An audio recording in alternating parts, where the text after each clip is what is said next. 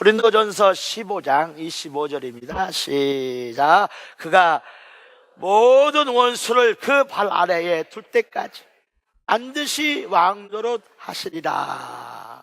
아멘. 우리 세 분만 한데, 주여 부활의 깃발을 들었습니다.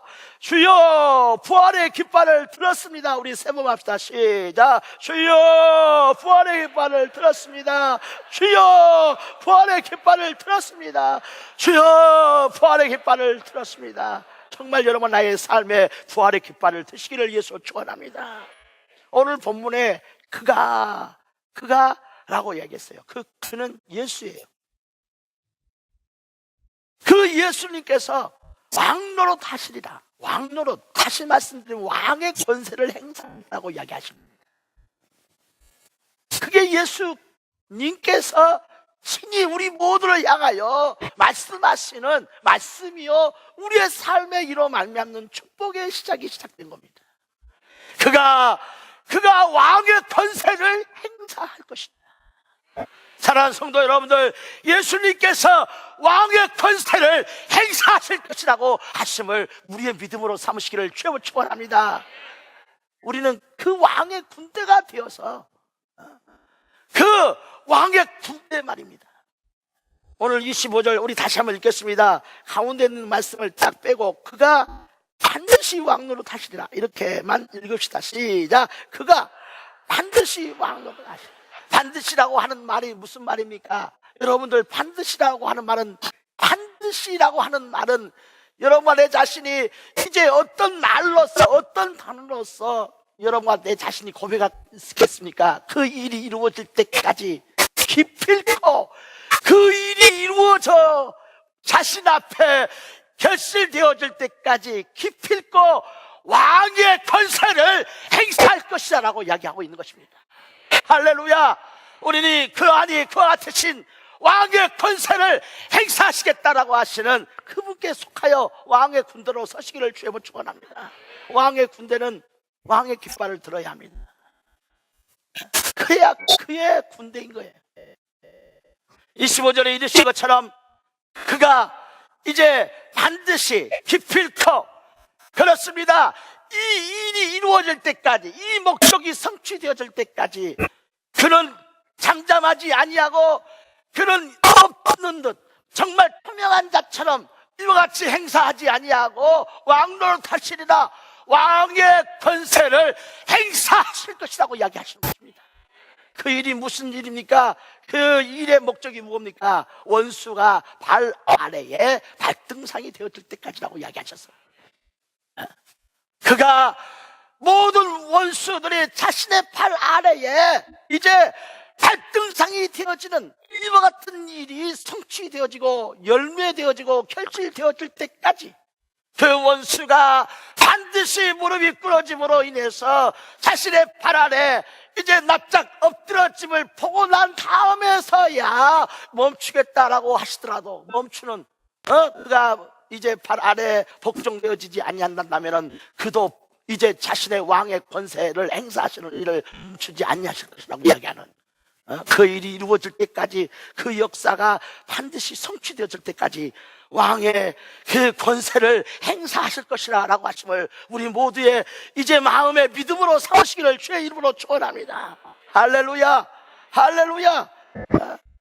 우리는요 이제 그 27절에서부터 28절까지의 말씀을 또한 읽어봐야 합니다. 우리 다 같이 한번 읽어보시겠어요? 시작. 만물을 그의 발 아래 두셨다 하셨으니, 만물을 아래에 둔다 말씀하실 때에 만물을 그의 아래에 두신 이가 그 중에 들지 아니한 것이 분명하도다. 만물을 그에게 복종하게 하실 때에는 아들 자신도 그때의 만물을 자기에게 복종하게 하신 이에게 복종하게 되리니, 이는 하나님이 만유의 주로서 만유 안에 계시려 하심이니라. 아멘. 27절과 28절의 말씀 중에 가장 많이 나오는 단어는 복종이에요. 그 짧은 두 구절 안에서 복종이라는 단어가 그 모든 말씀을 이제 이어주고 있고, 그 말씀의 의미를 분명하게 해주고 있고, 그 목적을 확실하게 해주고 있는 단어입니다. 모든 만물이 아들의 발 아래, 하나님의 아들의 발 아래 복종되게 하시는 하나님의 역사로 말미암아 복종되어질 때까지, 정말 이로 말미암아 모든 만물이 아들의 발 아래 복종하게 될 때에 이제는 아들 자신도 자신의 발 아래 복종된 모든 이제 만물을 끌고 아버지 앞에 나가서 복종케 될 것이다 라고 이야기하는 겁니다.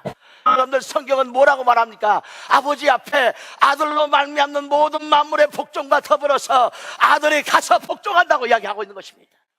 왜?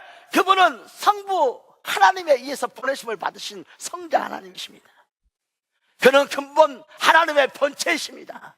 여러분들, 그분이 영존하신 하나님이심을 아시기를 주의 볼 축원합니다. 그가 곧 이제 성자 하나님이에요. 성자 하나님께서 성부 하나님에 의하여 보내심을 받으신 겁니다. 성자 하나님께서 정말 아버지 품 안에 독생하심으로 말미암아 하나님의 아들이라고 일컬음 받으실 뿐만 아니라, 이를 성경이 말할 때 근본 본체라고 이야기했습니다.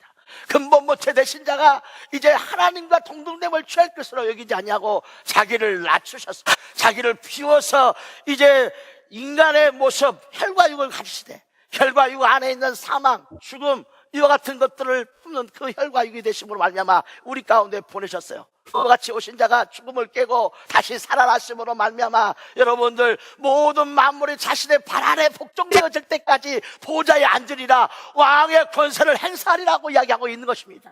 그는 원래 하나님이십니다. 믿으시면 아멘 하시기 바랍니다. 성자 하나님을 믿으시면 아멘 하시기 바랍니다. 그가 자기 자신을 보냈는데 이유가 뭐냐, 목적이 뭐냐, 만물을 복종시키려고 보냈다고 이야기하는 거예요. 그는 성자 하나님이에요. 그는 하나님의 근본 본체예요. 그분에 의해서 모든 만물이 창조하라고 성경에 그 골로새서 1장 15절 이하에, 요한복음 1장 1절 이하에, 히브리서 1장 1절 이하에, 에베소서에 분명하게 하나님께서 예수 그리스도로 말미암아 만물을 창조하셨다고 이야기합니다. 할렐루야. 그와 같으신 자, 곧 이제 성자 하나님께서 자기를 낮추시고 자기를 비우시고 동의 행체, 우리가 똑같은 혈과 육을 가지심으로 말미암아서 이제 죽음을 뒤집어 썼는데, 이와 같은 죽음을 뒤집어 쓴 죽음을 부활로서 깨뜨려 버리시고 그분이 왕이 되셨음을 모두 믿으시기를 예수 축원합니다. 이유가 뭐냐? 만물을 복종시키려고 한다는 거예요. 하나님께서 하나님 자신을 보내셨는데 이유가 뭐냐? 목적이 뭐냐? 만물이 다 자신의 발 아래에 복종시켜내려고 보내심을 받았다는 거예요. 그래서 오셨다는 거예요. 다시 읽으시죠. 우리 다 같이 다시 읽겠습니다. 자, 27절 28절 시작. 성자 하나님, 그렇습니다. 그분이 하나님이십니다. 이사야에서는 한 아이가 낳는데 그 한 아이를 향하여 영존하시는 하나님이라고 그랬습니다. 전능하신 아버지라고 고백하게 만들었습니다. 미가서는 말하는데 베들레헴 에브랄레네, 너는 모든 이스라엘의 고을 중에서 가장 작은 고을이지만 너에게서 날 자는 그 시작이 상본이라, 영원함이니라, 곧 하나님이라고 고백하게 만듭니다. 잠언서는 말합니다. 그가 모든 만물을 창조했다고 말해요. 할렐루야. 요한복음 1장 1절은 말합니다. 그분에 의해서 만물이 다 창조됐다고 말해요. 골로새서 1장 15절은 말합니다. 그에 의해서 하늘에 있는 것이나 땅에 있는 것이나 정사나 권세나 모든 주권들이 다 지어졌다고 이야기했습니다. 히브리서 1장은 말합니다. 그로 인하여 만물이 지어졌느니라. 할렐루야. 그가 곧 하나님 곁에 있어서 창조주라고 이야기해요. 다시 그가 자기 자신을 인간의 혈과 육을 가지게 하심으로 말미암아 이 세상 우리 가운데 보내심을 받았는데, 우리 가운데 보내심을 받으신 자가 부활로 말미암아 죽음을 깨고 죽음의 왕 사탄을 무너뜨리고 부활하셨어요. 할렐루야. 부활하심으로 보좌에 앉으셨는데 목적이 뭐냐? 여러분들, 만물이 다 복종되어질 때까지라고 이야기하고 있는 것처럼 복종시키려고 자기가 자기 자신을 보라는 거예요. 여러분들, 인간의 허물과 죄 때문에 보낸 것이 아니라 그가 만물의 주인이라고 하는 것을 이루어내려고 보내셨다고 이야기하고 있는 거예요. 만물이 복종되었을 때까지, 원수가 발 아래 이제 무릎을 꿇게 되었을 때까지, 자, 반드시 그래요. 기필코 그 일이 이루어질 때까지 왕의 권세를 계속해서 행사해야 될 거라는 거예요.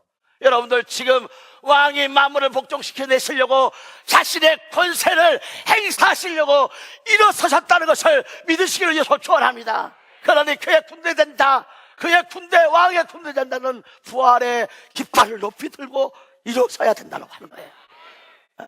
이 사실로 말미암아 부활이 곧 주님의 목적이라는 것을 깨달으시기를 위해서 축원합니다. 자, 앞으로 가보겠습니다. 앞으로 가보겠습니다. 자, 우리 이제 14절 시작. 그리스도께서 만일 다시 살아나지 못하셨다면 우리가 전파하는 것도 헛것이요 너희 믿음도 헛것이라는, 전파하는 것 자체가 헛것입니다. 우리의 믿음도 믿음이라고 인정받지를 못합니다. 존재하지 못하는 믿음이라는 거예요. 하나님 앞에서 이제 인정되어질 수 없는 믿음이라고 하는 거예요. 믿음으로 말미암아 서로 모여서 이제 그들이 교회가 되었지만은 그 교회는 교회라고 인정받지 못합니다. 그것은 그냥 세상에 이제 친목 단체일 뿐이라는 거예요. 그 다음 절 읽겠습니다. 시작. 15절 시작. 우리가 하나님의 거짓 증인으로 발견되느니, 여러분들 하나님의 거짓 증인으로 발견되어질 수 없음을 우리의 믿음이라고 하시기를 위해서 축원합니다. 우리는 거짓 증인으로 나타날 수가 없는 겁니다. 왜? 하나님께서 예수를 다시 살려내심으로 말미암는 이 사건을 통해서 목적하신 바, 의도하신 바, 정말 영원하심 안에서 가지신 바 자신의 작정을 성취시키려고 하셨으니, 이로 말미암아 오신 예수 그리스도께서 모든 원수가 발 아래에 무릎이 꿇어지고 복종되어질 때까지, 할렐루야, 기필코 그 일이 이루어질 때까지 자신의 왕의 권세를 계속해서 행사해내겠다고 이야기하시는 거예요. 그분의 지금 하시는 일이 뭔지 아십니까? 그분이 지금 역사하시려고 하시는 그 일이 무엇인지 아십니까? 그분이 쉬지 아니하시고 잠자지 아니하시고 열정으로 말미암아 달려오시고 있는 것이 무엇인지 아십니까? 만물이 이제 발 아래 복종시켜내려고 하는 것임을 우리 모두의 믿음으로 삼으시기를 주의 축원합니다. 나의 믿음으로 삼아야 된다는 겁니다. 부활의 깃발을 높이 드시기 바랍니다. 그래야 부활의 사람이 되는 것입니다. 그래야 왕의 군대가 되는 것이라는 거예요. 아멘. 가보십시다. 이제 그 29절로부터서 읽겠습니다. 만일 죽은 자들이 도무지 다시 살아나지 못한다면 죽은 자들을 위하여 침례를 받는 자들이 무엇을 하였느냐? 어찌하여 그들을 위하여 침례를 받았느냐? 이 죽은 자들이라고 말하는 것은 제3자, 나 말고 다른 사람, 우리의 친척일 수 있고 우리의 부모가 일 수 있는 그들을 위해서 내가 침례를 받는다는 말이 아니다. 로마서 6장이 말해주고 있는 것처럼 그의 죽음을 위하여 우리가 침례를 받음으로 여러분들 옛사람이 장사된 것임을 깨달으시기를 위해서 축원합니다. 옛사람이 장사된 것을 말한다는 거예요. 여러분들 그 옛사람이 예수의 그 침례 속에서 영원히 고개를 들 수 없는, 행사할 수 없는 쇠처럼 되어버리는 장사가 이뤄진 것임을 감사하시기를 위해서 축원합니다. 그것은 장사시켜버리고 우리는 새로운 피조물로 일어나게 된 거라는 거예요. 왜 침례를 받았느냐? 부활을 위하여 침례 받았다라고 이야기해요. 아멘. 당신이 왜 침례 받았습니까? 만물을 다 발 아래 복종시켜 내시는 예수의 부활을 위하여 침례를 받은 것이라는 거예요. 하나님이신 자가 자기 자신을 이 세상에 보내셨는데 그 이유와 목적이 뭡니까? 원수가 발 아래 무릎 꿇어지게 하려고 보내셨다고 이야기하는, 여러분들 그 부활을 위하여 우리의 옛사람이 장사된 것임을 아시기를 위해서 축원합니다. 그래서 침례 받은 거라는 거예요. 다시 보시죠. 다 같이요. 29절 자 읽겠습니다. 시작. 만일 도무지 살아나지 못한다는 말이 무슨 말입니까? 여러분들 도무지 살아나지 못한다면 그런 일은 있을 수도 없고 있지도 않고 앞으로도 있지 못하다라고 하는 말 아닙니까? 여러분들 그렇단다면 왜 침례를 받은 것이냐는 거예요. 여러분들 우리는 부활의 사람입니다. 아멘. 우리 앞에 부활의 문이 열렸거든. 아멘 하시기를 바랍니다. 우리의 옛사람을 예수의 죽음 속에 장사시켜버렸습니다. 장사된 우리는 그의 부활로서 일어나고 있다는 것이에요. 그래서 침례 받은 거예요. 그 다음 절 읽죠. 시작. 어찌하여 우리가 언제나 위험을 무릅쓰리요? 언제나, 항상, 늘상 선택해야 할 선택의 기로에서, 여러분들 만나게 된 위협 속에서, 죽음의 그 어떤 공격 속에서 우리는 항상 우리의 마음을 믿음으로 지키시길 위해서 축원합니다. 그 믿음이 무엇입니까? 부활의 믿음이었던 것입니다. 부활의 문이 열렸음을 고백하셔야 되는 것입니다. 주여, 내가 부활의 깃발을 들었습니다. 할렐루야. 여러분들, 그 고백인 겁니다. 그 다음 절 읽겠습니다. 시작. 형제들아, 내가 그리스도 예수 우리 주 안에서 가진 바 그에 대한 나의 자랑을 두고 단언하노니 나는 날마다 죽노라. 여러분들, 날마다 옛사람은 죽고 그리스도와 함께 새사람으로 일어나시기를 예수로 축원합니다. 왜 사도 바울이 날마다 죽었습니까? 부활을 위하여 죽었다고 이야기하는 겁니다. 만물을 발바닥 밑에 발등상이 되게 하실 하나님의 목적을 위해서 날마다 무능한 육신의 옛사람을 장사시키는, 이제 부정하고 부인하고 이제 못 박아 버리며 예수와 연합됨으로 성령의 사람으로, 부활의 사람으로, 부활의 깃발을 들고 부활의 문이 열렸다고 선포하고 나오시기를 예수 축원합니다. 그래서 날마다 죽는다는 거예요. 그 다음 절 읽겠습니다. 시작. 내가 사람의 방법으로 에베소에서 맹서와 더불어 싸웠다면 내게 무슨 유익이 있으리요? 죽은 자가 다시 살아나지 못한다면 내일 죽을 터이니 먹고 마시자 하리라. 여러분들, 맹수와 더불어 싸울 때 사람의 방법으로 싸운 것입니까? 아닙니다. 여러분들, 우리는 죽음을 만나도 사람의 방법으로 싸우지 않습니다. 환난을 만나도 사람의 방법으로 싸우지 않습니다. 가난을 만나도 사람의 방법으로 싸우지 않습니다. 질병을 만나도 사람의 방법으로 싸우지 않거든. 아멘 하시길 바랍니다. 아멘. 여러분들, 부활이라고 하는 만물을 복종시켜내시는 하나님이 하나님 자신을 이 세상에 보내셨던 목적을 따라서 싸우는 거란 말입니다. 사도 바울은 너무나도 그 부활로 말미암는 이야기 가운데 완전히 충격을 받아버렸어요. 그런 이제 지중해 연안, 이스라엘의 지중해 연안 한국 요파 위쪽 그 이제 수중 감옥에서 이제 자신의 생을 마감하게 될 이와 같은 이제 위험이 처했을 때, 그런 이제 로마의 왕 카이사라에게 보내지기를 원하고 이로 말미암아 그가 배를 타고 이제 지중해를 지나갈 때에 바람이 불고 풍랑이 일어 그 배를 삼켜버릴 지경에 이르렀을 때에 저 선들이 이 사도 바울을 죽이려고 했어요. 이로 말미암아 있어서 이제 건져짐을 받고 이래서 섬에 들어갔습니다. 섬에 들어가서 독사에게 물렸는데 이제 그 섬 사람들이 말하기를 배에서는 지켜졌지만은 이제 하나님께서 그의 죄를 결단코 용납하지 않았으니 뱀이 와서 물어버렸다 그랬어요.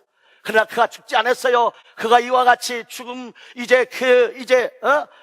당근으로 말미암는 여러 가지 유혹, 이것들을 다 지나가는 바람이 불고 풍랑이 일어 자기를 흔들어댔지만은 로마로 카이사 앞으로 달려가기를 원했으니 왜 가기를 원한 겁니까? 부활의 문이 열렸다고 전하기를 위해서 그리한 것임을 아시기를 예수 축원합니다. 할렐루야. 부활의 문이 열렸다는 거예요. 부활의 문이. 여러분의 자녀들에게 가르치십시오. 네 안에 있는 무화과 나무의 저주가 뽑혔느니라. 아멘. 자녀들을 붙잡고 기도하십시오. 지금 현재를 보지 마시고 지금 현실을 보지 마시고 그 안에서 역사하시는 하나님의 축복을 보시기를 축원합니다. 애야 무화과 나무의 저주가 뽑혔느니라. 얘야, 네 안에 부활의 문이 열렸다는 거예요. 부활의 문이. 사람의 눈에는 풍랑이죠. 사람의 눈에는 독사죠. 사람의 눈에는 이제 이 세상에 가장 큰 권세를 가진 가이사랍니다. 사람의 눈에는 동조해주지 않는 사람들의 무표정입니다. 사람의 눈에는 이제 환경의 불순종입니다. 아닙니다. 그 환경 속에서 그들의 삶을 짓밟아 보려고 달라드는 죽음입니다. 그러나 사랑하는 성도 여러분들, 결단코 죽을 수가 없어요. 왜? 부활의 깃발을 틀어버렸기 때문에 그런 거예요. 만물이 바람에 복종케 하시는 하나님의 목적을 우리의 목적으로 삼아버렸습니다. 우리의 믿음으로 삼으시기를 축원합니다. 그 다음 절 읽어가게. 그 다음 절 다 같이 두 절입니다. 33절 34절 시작.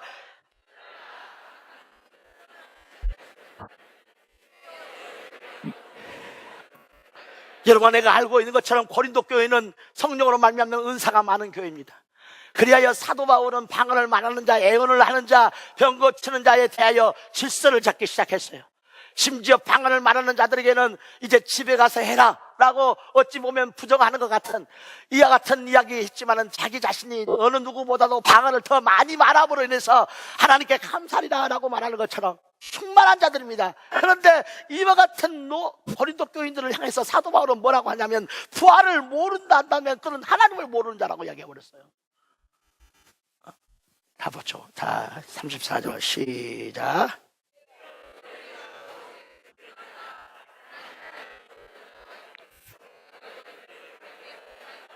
사도 바울은 의도를 가졌어요. 부끄럽게 하기 위해서.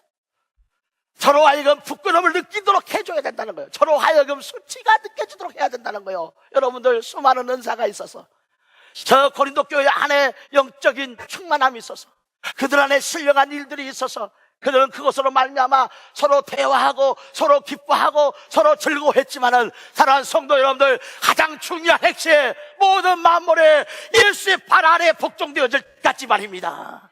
그분은 왕의 권세를 끝까지 행사하겠다고 하신 것임을 들으시기를 주님을 축원합니다.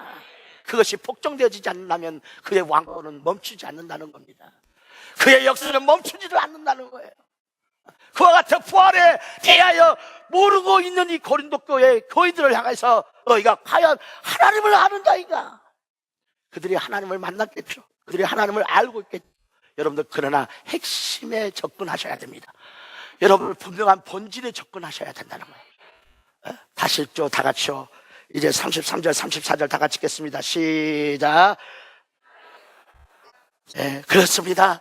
이 고린도전서가 부활에 대하여 말하고 있는 성경임이 분명합니다. 부활에 대하여 말하고 있는 이 성경에 극단적인 용어들이 너무 많습니다. 믿음이 아니다라고 한다든가, 우리의 수고가 다 헛된 것이다라고 말한다든가, 하나님의 거짓 증인이 되어버렸다고 이야기한다든가, 하나님을 모르는 자라고 말하고 있는 것이라든가. 여러분들 얼마나 이렇든 극단적인 단어, 타협일 수 없는 절대적인 단어를 막 쓰고 있습니까? 왜? 부활이어야만이 우리의 믿음이 서기 때문에 그런 것입니다. 여러분들, 왕의 군대가 대신에 부활의 팻대, 부활의 깃발을 들고 서시기를 주님을 축원합니다. 그러면 주님께서 왕권을 끝까지 행사한다는 거예요. 자, 우리 히브리서 1장 보세요. 히브리서 1장. 히브리서 1장. 똑같은 메시지가 히브리서 1장 13절 14절에 나옵니다. 다 같이 읽죠. 13절 14절. 히브리서 1장 13절 14절 시작. 어느 때 천사적 누구에게 내가 네 원수로 너의 발등상이 되게 하기까지 너는 내 우편에 앉아 있으라 하셨느냐? 아니지 않느냐 말이요. 모든 천사들은 성기 계속 시작. 모든 천사들은 성기는 영일 뿐이라 구원받을 상속자들을 위하여 성기라고 주께서 보내신 것이 아니냐. 할렐루야. 천사 중 어느 누구에게 너가 보좌에 앉으라고 한 적이 어디 있냐는 거예요. 천사야, 네가 보좌에 앉으라고 하신 적이 없다는 거예요. 누구에게 그 보좌에 앉으라고 한 겁니까? 상속자들에게 앉으라고 이야기하는 겁니다. 우리에게 앉으라고 하신 것임을 믿음으로 붙잡으시기를 예수 축원합니다. 거기에 하나님의 응답이 존재한다는 거예요. 언제 천사에게 앉으라고 했냐? 언제 천사에게 앉으라고 했냐 이 말이에요. 천사는 쑥 들어주는 거예요. 그들은 쑥 들어주는 거예요. 그 보좌에 앉는 자들이 정말 이 모든 원수가 발 아래에 등상이 되어지는 그 완전한 열매가 맺혀지는 그 날까지 왕의 권세를 다지 기필코 행사해낼 것이다 라고 하시는 주님의 의지, 주님의 목적, 주님의 영광된 고백 말입니다. 그 고백을 우리가 그 예수와 함께 보좌에 앉아서 함께 선포하시기를 주님을 축원합니다. 그러면 천사가 와서 수종 둔다고 이야기했어요.